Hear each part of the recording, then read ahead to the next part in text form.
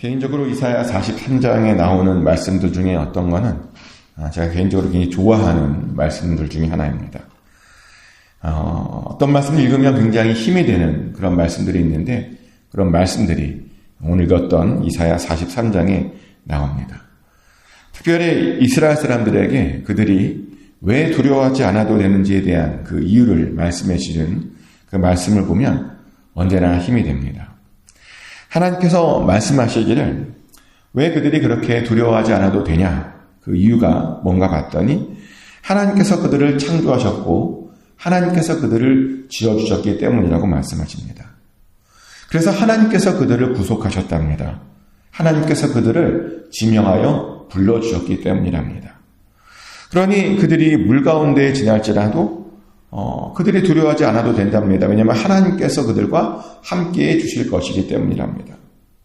그들이 그것 때문에 강을 지날지라도 침몰할 것을 염려하지 않아도 된답니다.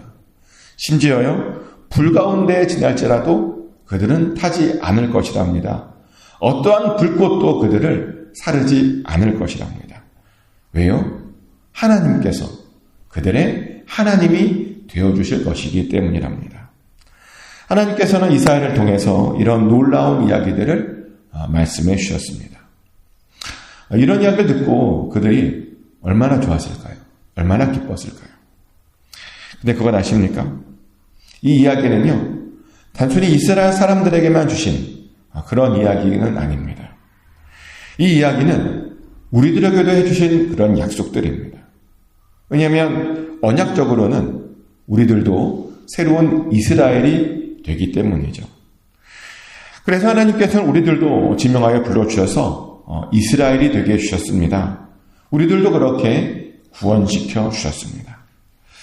근데 저는 개인적으로 하나님께서 우리를 구원시켜 주시는데 우리를 지명하여 불러주셔서 구원시켜 주셨다. 이 표현을 저는 굉장히 좋아합니다. 그래서 얼마나 좋아하는지 제가 이 표현을 예배 중에도 굉장히 많이 사용합니다.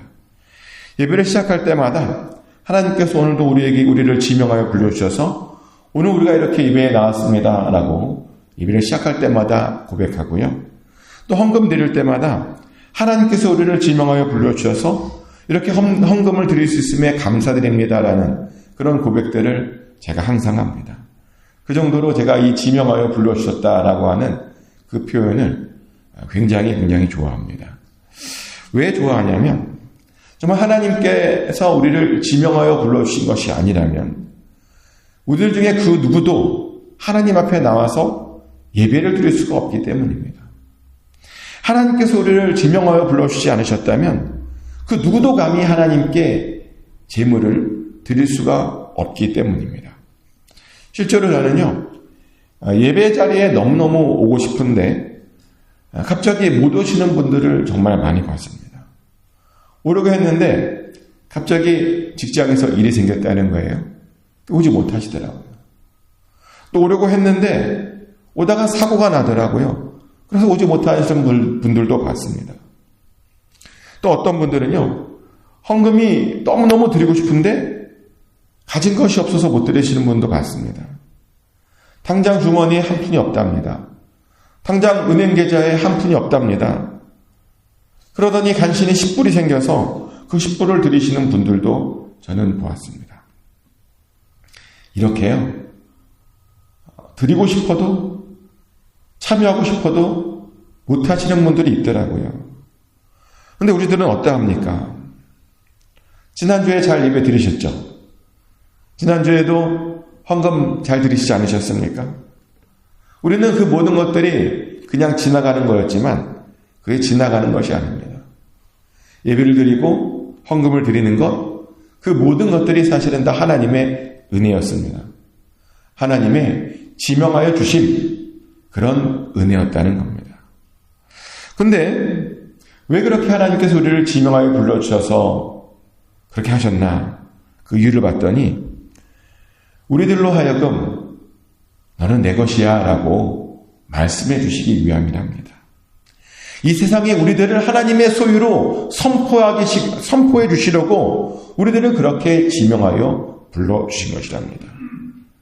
근데 감사한 것은 뭐냐면 우리 하나님께서는 그렇게요, 너는 내 것이야 라고 말로만 끝내시고 말로만 선포하시고 그렇게 끝내시는 분이 아니시라는 거죠. 말로만이 아니라 실제로 하나님의 소유물로서 우리를 보호해 주시는 분이 하나님이십니다. 그래서 우리들을 물과 강과 불과 불꽃에서 우리를 보호해 주시는 분이 하나님이십니다.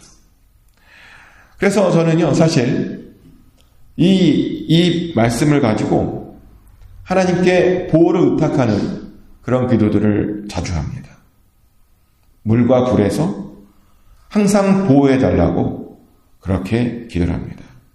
그리고 저뿐만 아니라 저희 가족들도 항상 그렇게 물과 불에서 보호해 달라고 그런 기도를 많이 합니다. 그래서 이제 보면 지금까지 하나님께서는 저와 저희 가정들에게 그런 물과 불로부터 보호해 주심을 항상 많이 경험했었습니다. 언젠가 한 번은 막내가 그 당시 아파트에 살 때인데 갑자기 놀래서 들어오는 거예요. 그래서 왜 놀래서 들어오냐 봤더니 큰일 날 뻔했대요. 저희가 자전거를 타고 수영장 근처에서 자전거를 타고 있었는데 미끄러져서 자전거와 함께 물에 빠졌다는 거예요. 아이가, 막내 아이가. 근데 마침 거기에 있던 어른이 건져줬대요. 놀래갖고, 자기도 놀래갖고 들어오더라고요. 그런 일도 있었습니다. 또 한 번은 가스레인지에 국을 올려놓고 잊어버리고 외출을 했던 적도 있었어요. 난리가 났죠. 마침 그 시간에 아들이 오지 않았더라면 큰일 날 뻔했던, 다 그런 경험들 있지 않나요? 올려놓고 잊어버리고 나갔다가 난리 났던 점.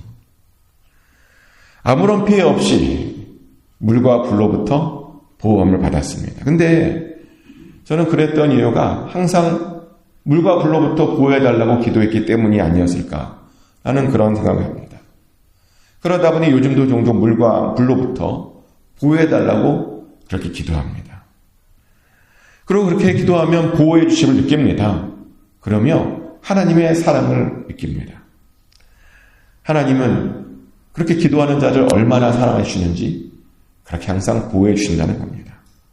근데 하나님께서 우리들에게 베풀어 주신 그 사랑은 얼마나 놀라운 사랑인지 모릅니다.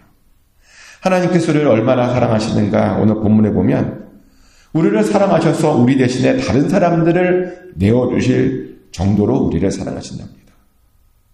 그리고 실제로 그렇게 하셨죠. 하나님께서는 우리를 위해서 당신의 아들인 예수 그리스도를 내어주셨습니다. 예수님의 생명을 우리의 생명으로 대신 바꾸셨습니다. 근데요, 5절부터 7절까지의 말씀에 따르면 우리를 그렇게 사랑하셔서 그렇게 예수님의 생명을 대신하게 하셨던 데에는 보니까 이유가 있대요. 어떤 이유인가 봤더니 우리들을 모으시기 위함이라고 말씀하십니다. 우리를 왜 지명하여 주셨고, 왜 우리를 보호하여 주셨고, 왜 우리를 그렇게 사랑해 주셨느냐, 그 목적이 뭔가 봤더니요, 하나님 앞으로 우리를 모으시기 위함이었다라고 말합니다. 그리고 그것을 위해서 이 모든 일들을 지금까지 하셨던 겁니다. 그래서 우리들의 의무 중에 하나는 뭐냐면요, 모이는 겁니다. 하나님의 모으심을 받으면 모아지는 겁니다. 근데 안타깝게도 요즘 많은 교회들이 모이는 것이 어렵다라고 하는 이야기들을 많이 합니다. 그러다 보니 어떤 교회는 안 모이는 것을 당연하게 여기는 교회들도 있습니다. 그러면서 뭐라고 말하냐면 교회 문화가 바뀌었다고 말합니다. 이제는 흩어져야 할 때라고 말합니다. 제자들도 다 흩어졌으니까 우리도 다 흩어져야 되는 것 아니냐 그렇게 말하는데요. 물론 한편으로는 맞는 말이기도 해요. 예루살렘 교회가요, 박해로 인해 흩어졌죠. 그리고 흩어졌더니 사실은 복음이 더 왕성하게 전해졌던 것은 맞습니다. 그런데 흩어지기 전에 먼저 된 일이 있었죠. 그들이 흩어지기 전에 그들은 충분히 이미 굉장히 많이 모였습니다. 그리고요, 그들이 모이지 않겠다고 해서 모이지 않았던 것도 아니에요. 최선을 다해서 먼저 모였고요. 하나님께서 핍박을 통해서 강제로 흩어지기 전까지는 최선을 다해서 그들은 매일 날마다 모였습니다. 그래서 원래요, 그렇게 충분히 매일 모이고 난 다음에 흩어져야 되는 거예요. 아무 때나 흩어지는 게 아니라 충분히 모이고 나야 되는 겁니다. 그리고 우리가 흩어진 것을 결정하는 게 아니죠. 하나님께서 그 흩어짐을 결정하고 하나님의 인도함을 따라서 흩어지는 겁니다. 아무 때나 흩어지면 되는 게 아닙니다. 내 상황 때문에 흩어지는 것이 아니라 하나님의 상황으로 흩어져야 되는 겁니다. 이게 무슨 말이냐면 지금은 흩어져야 할 때가 아니라는 말이에요. 지금은 사실 다시 모여야 하는 때입니다. 모여서 다시 힘을 내야 하는 때입니다. 왜냐하면 팬데믹 이후로요, 사람들이 이제는 너무 많이 흩어지는 것에, 안 모이는 것에 익숙해지다 보니까 우리가 모여서만 할 수 있는 일들이 있는데 그 일들을 지금 못하고 있는 그런 교회들이 굉장히 많거든요. 보니까 모여야만 할 수 있는 일들이 있더라고요. 예를 들어서 모여야만 우리가 더 깊은 찬양을 하나님께 올려드릴 수 있습니다. 나 혼자도 할 수도 있지만 모일 때 드릴 수 있는 어떤 찬송이 있다는 겁니다. 또 우리가요, 모여야만 더 깊은 교제도 할 수 있습니다. 모여야만 더 깊은 사랑도 나눌 수 있습니다. 그리고 모여야만 더 하나님을 더 깊이 알 수 있습니다. 그리고 모여야만 하나님의 증인으로서 우리가 더 잘 살아낼 수 있는 겁니다. 그리고 결정적으로 하나님께서 우리를 창조하실 때 모이라고 창조하셨다니까요. 우리가 모이기 위해서 교회로 모이라고 그렇게 창조하신 겁니다. 그래서 우리의 의미는 잘 모여야 하는 겁니다. 그런데요, 그렇게 모였을 때 우리에게 필요한 것이 하나 있어요. 뭐냐면 이전 일을 기억하지 않는 겁니다. 옛날 일을 생각하지 않는 겁니다. 근데 보면 어떤 사람들은 이상하게 다른 사람들의 과거에 대해서 궁금하신 것들이 많은 분들이 있어요. 그래서 꼬치꼬치 물어보는 분들이 있습니다. 물론 관계가 더 깊어지려면 서로 알아야 되는 것들이 있죠. 그리고 도움을 주고받으려면 서로 알아야 될 것들이 있습니다. 그리고 알면 더 관계가 깊어지고 더 가까워지기도 합니다. 그런데 어떤 사람들을 보면요, 가까워지기 위한 그런 알미 아닌 분들도 있습니다. 그냥 호기심이나 어떤 나쁜 의도로 알려고 하는 사람들도 있더라고요. 그 사람을 정죄하거나 그 사람을 깎아내리려고 뭔가를 알아내는, 뒤를 캐는 그런 사람들도 있습니다. 근데 그런 의도로 우리가 서로 알려고 해서는 안 됩니다. 서로 도와주기 위해서 아는 겁니다. 그리고요, 사실은 더 정확하게 말씀드리면 우리 크리스찬들은 과거에 대해서 별로 궁금할 필요가 하나도 없습니다. 왜냐하면 우리들은 예수님을 믿고 완전히 변화된 존재들이잖아요. 오늘 본문에도 나옵니다. 하나님께서 우리들에게 새 일을 행하셨다고 말씀하십니다. 그 새 일을 이제 나타날 것이라고 말씀하십니다. 그래서 우리의 그 광야 같은 길에, 관야 같은 곳에 길을 내시겠다고 말씀하시고요, 우리의 사막 같은 인생에 강을 내시겠다고 말씀하십니다. 그래서 그것 때문에 들짐승들과 승냥이들과 타조도 하나님을 존경해야 된다고 말합니다. 왜냐하면 그렇게 광야와 사막을 바꾸게 하셔서 그들을 마시게 할 것이기 때문이랍니다. 그렇게 하나님 택하신 하나님의 백성들에게 아주 큰 유익을 줄 것이라고 그렇게 말씀하십니다. 여기에서 나오는 이 사막 또 광야, 이것은요 정말 단순한 사막과 광야를 뜻하기도 하지만 동시에 이 사막과 광야는 우리의 그 인생을 상징하기도 합니다. 어떤 분들의 삶을 이렇게 보면요, 정말 사막과 같고 광야와 같은 그런 삶을 사는 분들이 보니까 있더라고요. 광야의 특징이 뭐죠? 광야는 길이 없는 것이 광야입니다. 근데 보면 어떤 인생은 어디로 가야 할지 모르는 그런 답답한 인생을 살아가는 분들도 있더라고요. 또 여기서 사막은 뭐냐면 강이 없는 것이 사막이라고 하는데요, 마실 물이 없이, 시원한 물이 없이, 그런 시원한 것이 없는 인생을 살아가는 인생도 있습니다. 근데 우리의 과거의 인생이요, 그런 인생이었을 수도 있습니다. 그런 광야 같은 인생, 그런 사막 같은 그런 인생을 사셨던 분들도 있습니다. 그런데 하나님께서 그런 모든 인생을 다 바꾸어 주셨습니다. 분명히 광야였었는데 과거에는 거기에 길을 만들어 주셨습니다. 그래서 어디로 가야 하는지 알려주셨습니다. 분명히 사막 같은 인생이었는데 거기에 강이 생겼습니다. 그래서 더 이상 목마르지 않은 인생이 되었습니다. 바꿔주신 겁니다. 그래서요, 바뀌었기 때문에 더 이상 과거가 의미 없어진 겁니다. 옛적 일들을 전혀 생각할 필요가 없습니다. 그 사람이 뭘 잘했든지 뭘 못했든지 전혀 알 필요가 없어졌습니다. 그래서 우리들이 해야 할 것은 그런 과거를 물어보는 것이 아니라 우리를 새롭게 하신, 우리를 완전히 새롭게 만들어주신 그 하나님 바라보고 그 하나님을 존경하는 겁니다. 그러며 그 하나님께 찬송을 올려드리는 겁니다. 왜냐하면 그렇게 우리를 변화시켜 주시고 또 우리를 모여주시고 우리를 지어주시고 보여주신 그 목적이 사실은 궁극적인 목적이 뭐냐면 하나님을 찬송하는 거거든요. 이사야 43장 21절 말씀이죠.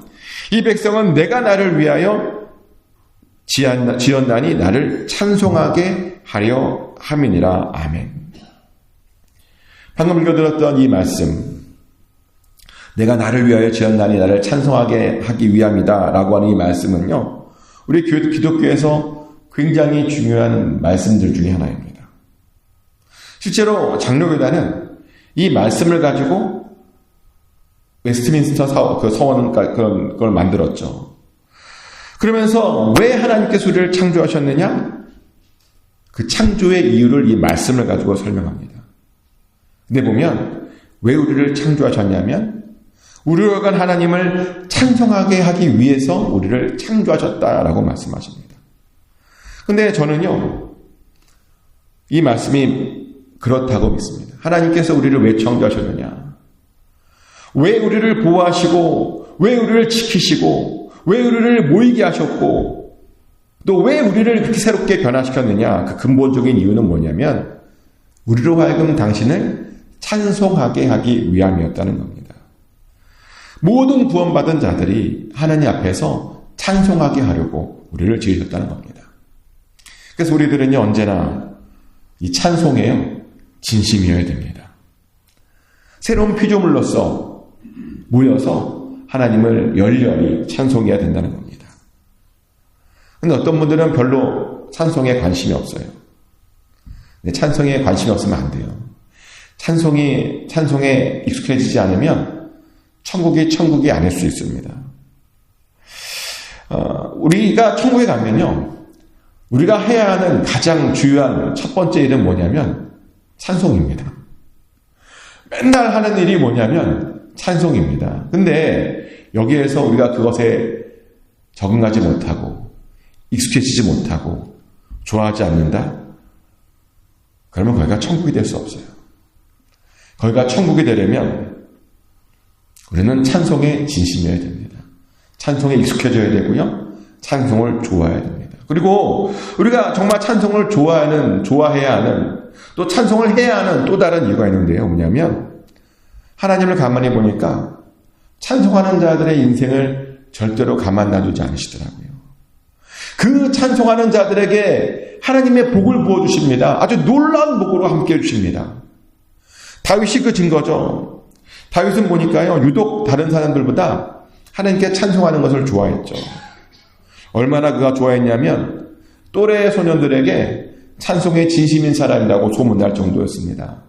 그리고 그렇게 소문났더니 나중에 사울 왕에게 뽑혀서 귀신을 쫓아내는 자가 됐고 또 무기 드는 자가 됐습니다. 그러더니 나중에 골리앗과 싸우겠다고 하자 사랑이 그것도 그렇게 사실은 쉽게 허락해 주었던 겁니다. 찬양 하나 열심히 했더니, 찬양을 좋아했더니 그렇게 쓰임받았다는 겁니다. 찬양은요, 이렇게 우리의 삶을 새롭게 바꿔줍니다. 하나님께서 우리 인생을 새롭게 바꿔주는 방법이 바로 찬양이라는 겁니다. 그래서 이 찬양은요, 사실은 선택이 아닙니다. 뭐 하기 싫다고 안 해도 되는 게 아니에요. 부끄럽다고 안 해도 되는 게 아닙니다. 귀찮다고, 아프다고 안 해도 되는 게 아닙니다. 찬양은 무조건 해야 되는 겁니다. 왜요?